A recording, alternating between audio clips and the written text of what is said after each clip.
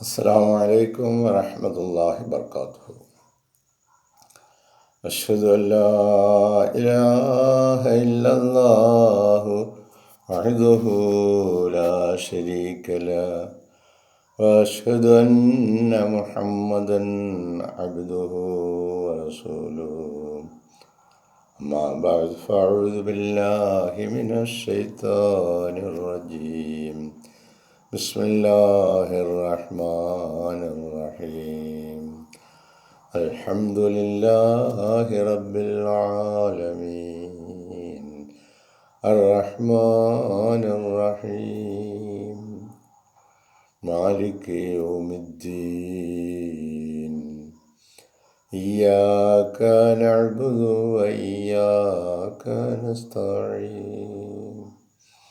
ഇഹ്ദിനസ് സിറാത്തൽ മുസ്തഖീം സിറാത്തൽ ലദീന അൻഅംത അലൈഹിം ഗൈറിൽ മഗ്ദൂബി അലൈഹിം വലദ്ദാല്ലീൻ.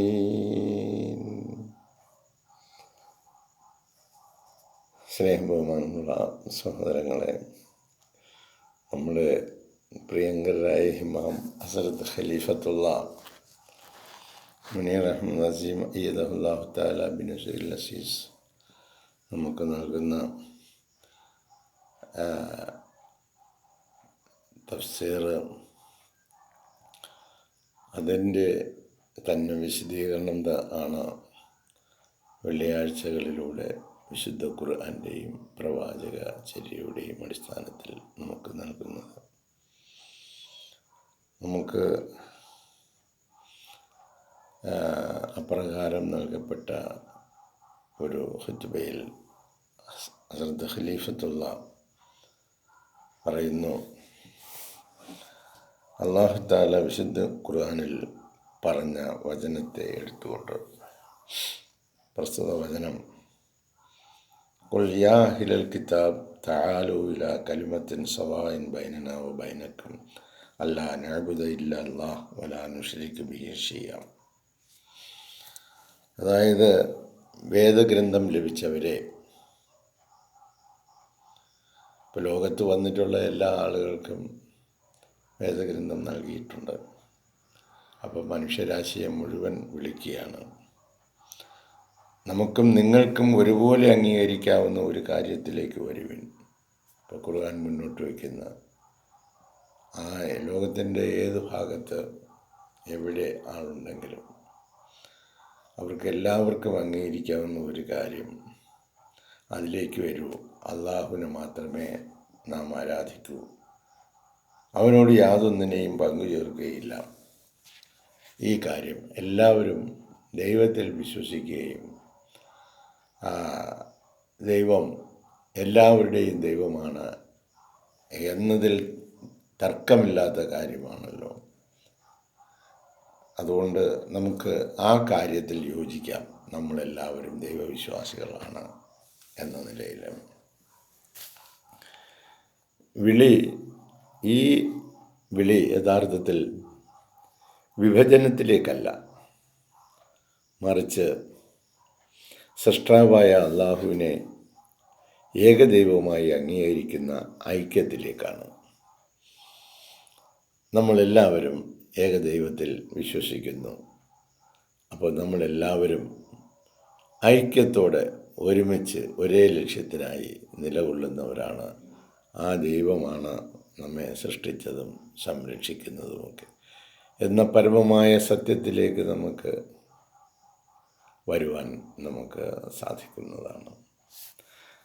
അള്ളാഹു വാഗ്ദാനം ചെയ്തിരിക്കുന്നു, ലോകത്തിൽ അവൻ്റെ ദിവ്യ പദ്ധതിയെ ഒരു മനുഷ്യശക്തിക്കും തടയാനാവില്ല.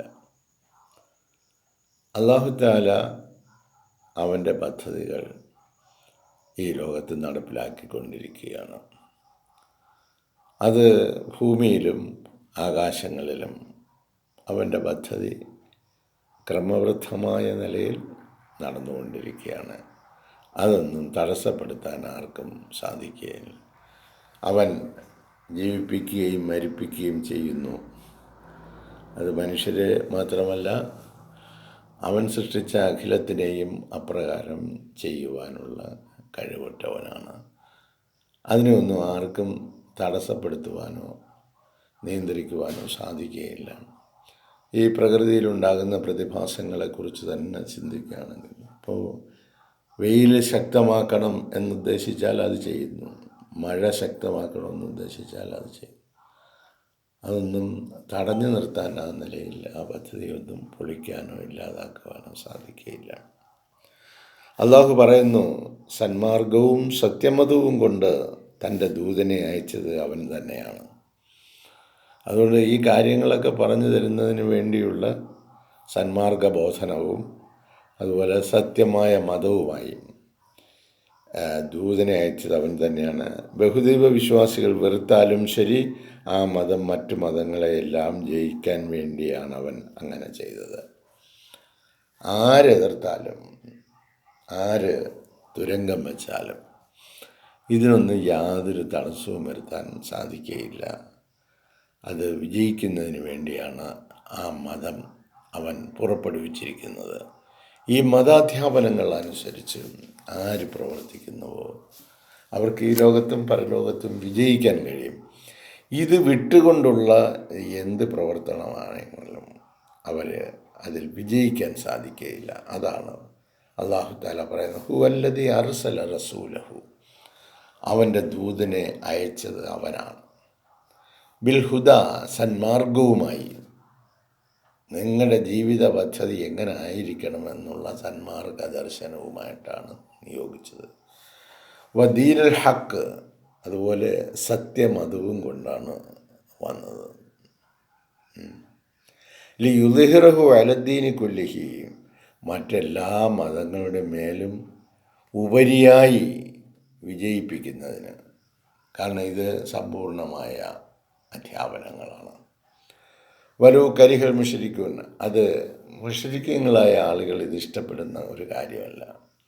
അള്ളാഹുവിൻ്റെ കൽപ്പനകളനുസരിച്ച് ജീവിക്കുക, അതനുസരിച്ചുള്ള പ്രവർത്തനങ്ങൾ ചെയ്യുക, അതിലൂടെ ജീവിത വിജയം കണ്ടെത്തുക എന്നുള്ളത് വളരെ ഹൃദയത്തിൽ തട്ടി നിന്നെങ്കിൽ മാത്രം പറ്റുന്ന കാര്യങ്ങളാണിതൊക്കെ. അതല്ലെങ്കിൽ നമ്മൾ ഇടയ്ക്കിടയ്ക്ക് നമ്മുടെ ഇഷ്ടങ്ങളനുസരിച്ച് ചെയ്യാൻ തുടങ്ങും. അതായത് പിശാചിൻ്റെ പിടിയിൽ അമർന്നു പോകും. അതനുസരിച്ച് പ്രവർത്തിക്കുമ്പോൾ പരാജയപ്പെട്ടു പോകും. ഇതിൻ്റെ അർത്ഥം അള്ളാഹുവിൻ്റെ വ്യവസ്ഥ, നീതി, സമാധാനം, സത്യം അവസാനം എപ്പോഴും വിജയിക്കുമെന്നതാണ്. അള്ളാഹുവിൻ്റെ വ്യവസ്ഥ നീതിയിൽ അധിഷ്ഠിതമാണ്, സമാധാനത്തിൽ അധിഷ്ഠിതമാണ്, സത്യത്തിൽ അധിഷ്ഠിതമാണ്. അതുകൊണ്ട് തന്നെ എന്തു ചെയ്യും? അവസാനം എപ്പോഴും വിജയിക്കുന്ന അത് തന്നെ. അപ്പോൾ നമുക്കും അള്ളാഹു തന്നിരിക്കുന്ന ഈ നീതിബോധവും ഈ സമാധാന ബോധവും ഈ സത്യബോധവും ഉണ്ടെങ്കിൽ, അതനുസരിച്ച് നമ്മൾ ചെയ്യുമെങ്കിൽ വിജയിക്കും. ഒരു മനുഷ്യ സംവിധാനത്തിനും ഒരു സാമ്രാജ്യത്തിനും ഒരു പ്രത്യയശാസ്ത്രത്തിനും അള്ളാഹുവിൻ്റെ ദിവ്യ പദ്ധതിയെ തടയുവാൻ കഴിയുകയില്ല. അപ്പോൾ അല്ലാഹു തആല ദിവ്യമായ നിലയിൽ നടപ്പിലാക്കിയിരിക്കുന്ന പദ്ധതിയാണ് വിശുദ്ധ ഖുർആനും അതിലെ അധ്യാപനങ്ങളും ഈ കാണുന്ന സകലതും. ആ പദ്ധതിക്ക് തടയിടുവാൻ, അതിനെ വിജയിക്കുന്നതിൽ നിന്നും പരാജയപ്പെടുത്തുവാൻ ഒരു ശക്തിക്കും കഴിയുകയില്ല. അതിനാൽ ഓരോ മുസ്ലിമിൻ്റെയും കടമ, നമ്മൾ മുസ്ലിങ്ങൾ എന്നുള്ള നിലയിൽ നമ്മുടെ ഓരോരുത്തരുടെയും കടമ ക്ഷമയോടെയും സ്ഥിരതയോടെയും സാഹോദര്യബോധത്തോടെയും തൻ്റെ ദീനിൽ ഉറച്ചു നിൽക്കുക എന്നതാണ്.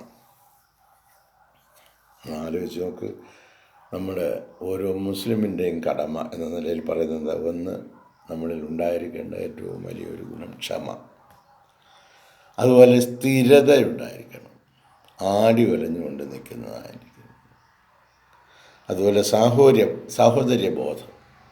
ഈ ഭൂമിയിലുള്ള സകല മനുഷ്യരും സഹോദരങ്ങളാണ് എന്ന അടിസ്ഥാനപരമായ ആ വിശ്വാസം നമ്മളിൽ നിന്നും അപ്രത്യക്ഷമായി പോകരുത്.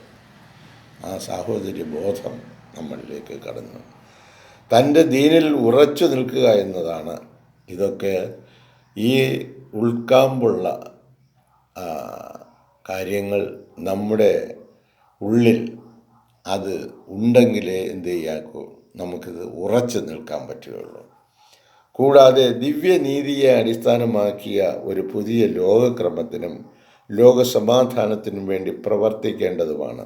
ഇതാ ദിവ്യനീതിയെ അടിസ്ഥാനമാക്കി എന്ന് പറഞ്ഞാൽ അല്ലാഹുത്താല രൂപകൽപ്പന ചെയ്തിരിക്കുന്ന നീതിബോധം, ധാർമ്മിക ബോധം, നീതിബോധം, ക്ഷമയുടെ ലോകം, ഇതൊക്കെ അതിനെ അടിസ്ഥാനമാക്കി ഒരു പുതിയ ലോകക്രമത്തിന്,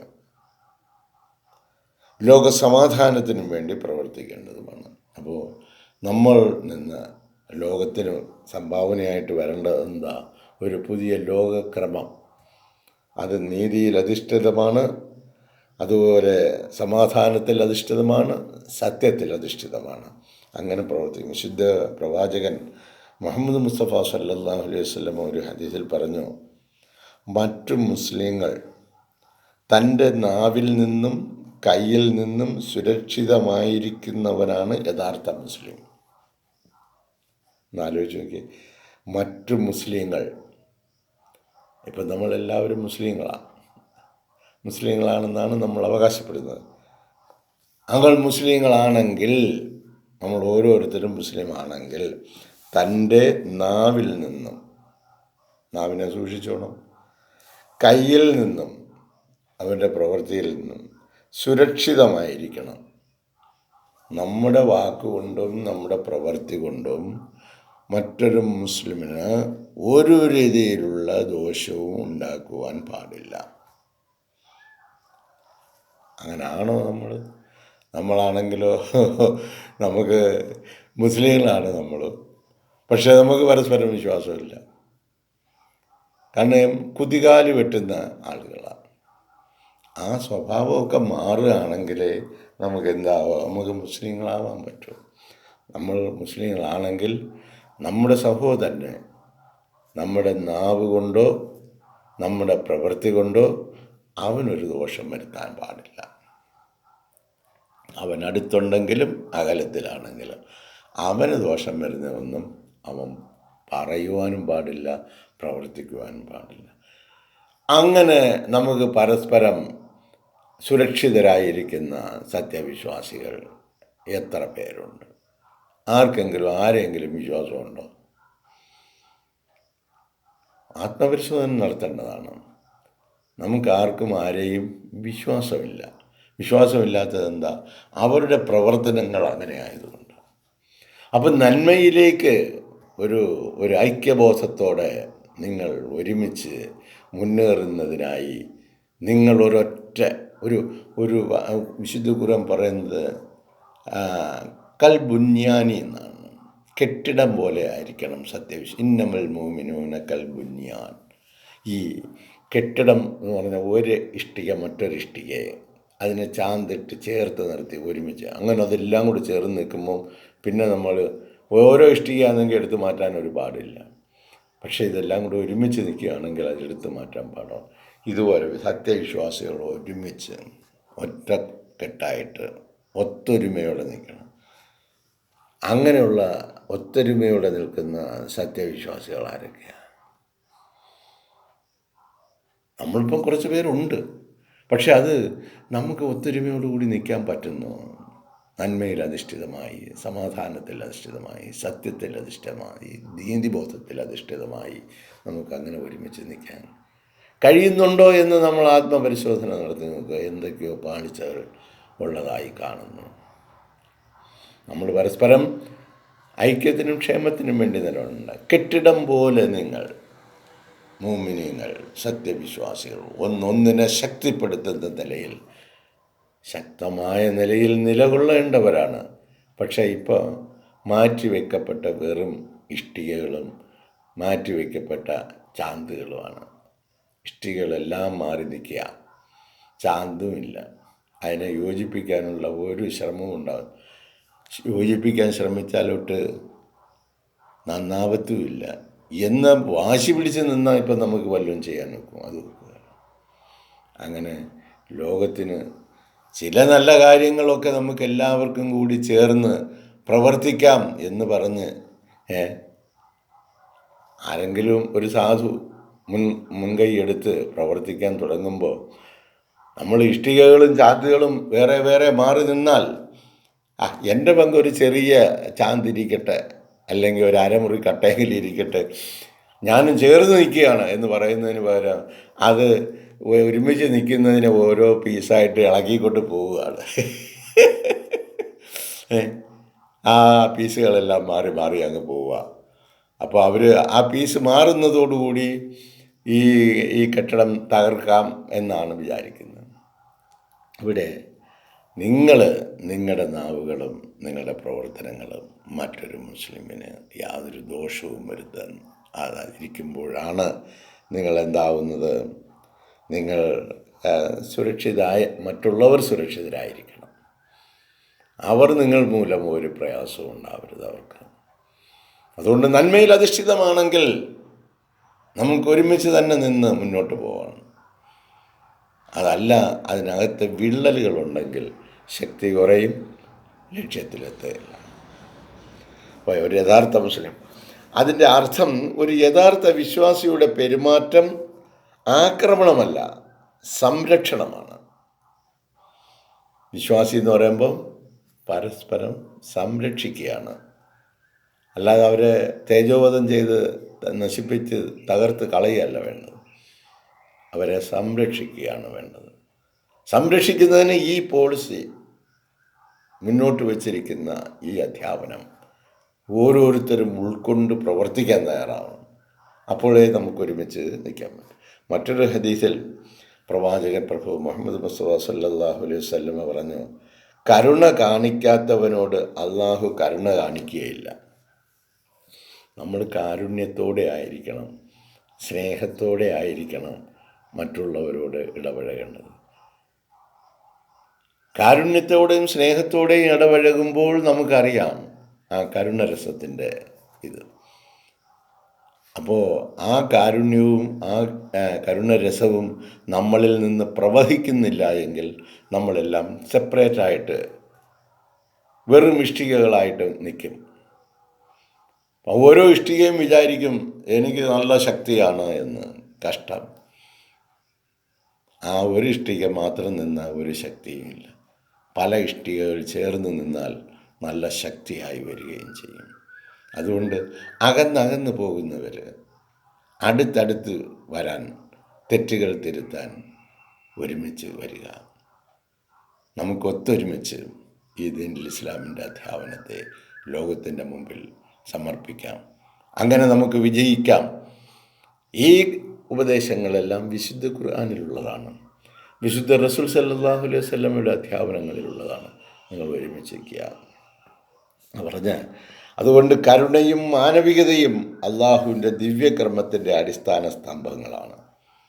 അപ്പോൾ നിങ്ങൾ കരുണ വായ്പോട് കാരുണ്യത്തോടെ മറ്റുള്ളവരുടെ, നമ്മുടെ സ്വന്തം ക്ഷേമത്തിന് വേണ്ടി പ്രവർത്തിക്കുന്നതിനോടൊപ്പം മറ്റുള്ളവരുടെ ക്ഷേമത്തിനും വേണ്ടി നിങ്ങളിൽ നിന്ന് കരുണരസം പ്രവഹിക്കുന്നില്ല എങ്കിൽ അത് നിങ്ങളുടെ തന്നെ ജീവിത പരാജയത്തിൻ്റെ കാരണങ്ങളാകും. ഇവിടെ പറയുന്നത് എന്താണ്? ഖലീഫത്തുള്ള പറയുന്നു, കരുണയും മാനവികതയും അള്ളാഹുവിൻ്റെ ദിവ്യകർമ്മത്തിൻ്റെ അടിസ്ഥാന സ്തംഭങ്ങളാണ്. അപ്പോൾ മറ്റുള്ളവരുടെ നന്മയ്ക്കും ക്ഷേമത്തിനും ഐശ്വര്യത്തിനും വേണ്ടി പ്രവർത്തിക്കുക എന്നുള്ളത് ഓരോ വിശ്വാസിയുടെയും കടമയാണ്. മറ്റുള്ളവരുടെ ക്ഷേമത്തിന്, ഐശ്വര്യത്തിന്, നന്മയ്ക്ക് അതിനുവേണ്ടി പ്രവർത്തിക്കണം. അതിനുവേണ്ടി ആയിരിക്കണം നാം ഓരോരുത്തരും നിലകൊള്ളേണ്ടത്. ഒരു മുസ്ലിം തൻ്റെ മതത്തെ മാത്രം സംരക്ഷിച്ചാൽ മതിയാകില്ല, മനുഷ്യൻ്റെ അന്തസ്സിനെയും സംരക്ഷിക്കണം.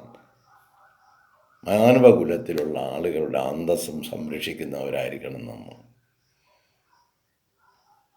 അതായത് നിരപരാധികളുടെ ജീവൻ സംരക്ഷിക്കുകയും വൈവിധ്യത്തെ ബഹുമാനിക്കുകയും അനീതിക്കെതിരെ നിലകൊള്ളുകയും ചെയ്യണം. എത്ര വലിയ പാഠങ്ങളാണെന്നറിയാമോ? നിരപരാധികളായ ആളുകൾ ജീവിപ്പിക്കുക, അവരെ സംരക്ഷിക്കുക. അതുപോലെ ബഹുസ്വരത, പല രീതിയിലുള്ള ആളുകളെ കൊണ്ട് നിറയപ്പെട്ട ലോകത്ത് അവരെയൊക്കെ ആദരിക്കുക, അനീതിക്കെതിരെ നിലകൊള്ളുക. ഈ കാര്യങ്ങളൊക്കെ നിങ്ങളെല്ലാവരും ഒരുമിച്ച് നിന്ന് ചെയ്യണമെന്നാണ് പറയുന്നത് കേട്ടോ. അതിന് അല്ലാഹു തആല പറഞ്ഞ ഒരു വചനത്തിന് ഉമ്മത്തിൻ്റെ ഐക്യം ഒരു നിർബന്ധിത ബാധ്യതയാണ്. ഒറ്റയ്ക്ക് നിന്ന് രക്ഷപ്പെടാമെന്ന് ആരും വിചാരിക്കരുത്. അതൊരു സംഘമായിട്ട് നിൽക്കണം. പറഞ്ഞത് ഉമ്മത്തിൻ്റെ ഐക്യം ഒരു നിർബന്ധിത ബാധ്യതയാണ്. അള്ളാഹു വിശുദ്ധ ഖുർആനിൽ കൽപ്പിക്കുന്നു, നിങ്ങളെല്ലാവരും അള്ളാഹുവിൻ്റെ കയറിൽ ഒരുമിച്ച് മുറുകെ പിടിക്കുവിൻ, ഭിന്നിച്ച് പോകരുത്. വഅ്തസിമൂ ബിഹബിലില്ലാഹി, അള്ളാഹുവിൻ്റെ കയറിൽ, അള്ളാഹുവിൻ്റെ പാശത്തിൽ നിങ്ങൾ മുറുകെ പിടിച്ചു കൊള്ളണം. ജമിയാൻ, എല്ലാവരും ചേർന്ന്. ഓരോരുത്തരും വിചാരിക്കരുത് ഞാനങ്ങോട്ട് പോവുക, ഞാൻ എൻ്റെ കാര്യം നോക്കി പോവുക, ഞാൻ എൻ്റെ കാര്യം നോക്കി പോവുക. അങ്ങനെ അല്ല പറഞ്ഞത്. എല്ലാവർക്കും നന്മ വരുന്നതിന് വേണ്ടി നിങ്ങൾ ഒത്തൊരുമിച്ച് നിന്ന് പ്രവർത്തിക്കണമെന്ന്. ആരെവിടെ ഒത്തൊരുമിച്ച്? അവരുടെ വീട്ടിൽ ഇരുന്ന് ഒത്തൊരുമിച്ച് പ്രവർത്തിക്കും.